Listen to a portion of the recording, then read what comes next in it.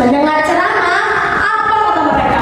Hah, buat apa gunanya kita ikut pengajian sana sini? Mendengar pengajian di medsos saja bisa. Nah, banyak orang yang berpikir semacam itu. Kalau semacam itu, kita harus pikirkan. Maka jangan dibagi pada medsos. Tapi sebaliknya, marilah kita jadikan media sosial jadi tempat dakwah yang baik yang jangkauannya lebih luas. Hadirin rahimakumullah.